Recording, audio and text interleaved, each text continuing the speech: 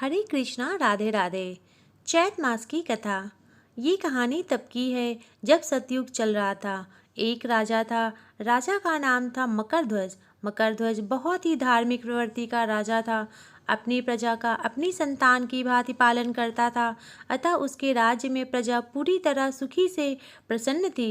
राजा पर मुनि यज्ञवत्सल का बड़ा स्नेह था। उनके ही आशीर्वाद से राजा को एक पुत्र की प्राप्ति हुई।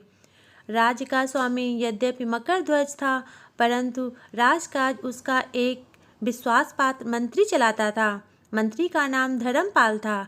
धर्मपाल के 5 पुत्र थे। सभी पुत्रों का विवाह हो चुका था। सबसे छोटे बेटे की बहू गणेश जी की भक्ति और उसका पूजन किया करती थी। गणेश जी चैत व्रत किया करती। सास को बहू की गणेश भक्ति सुहाती नहीं थी।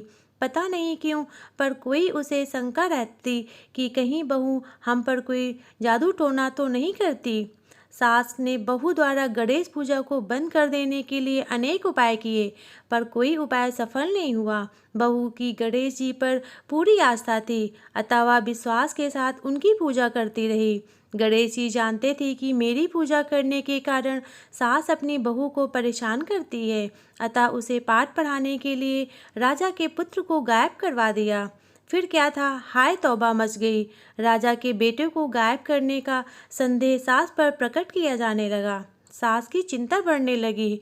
छोटी बहू ने सास के चरण पकड़कर कहा, माता जी आप गणेश जी का पूजन कीजिए, वे विघ्न विनाशक हैं, आपका दुख दूर कर देंगे। सास ने बहू के साथ गणेश पूजन किया। गणपति ने प्रसन्न होकर राजा के पुत्र को लाकर दे दिया।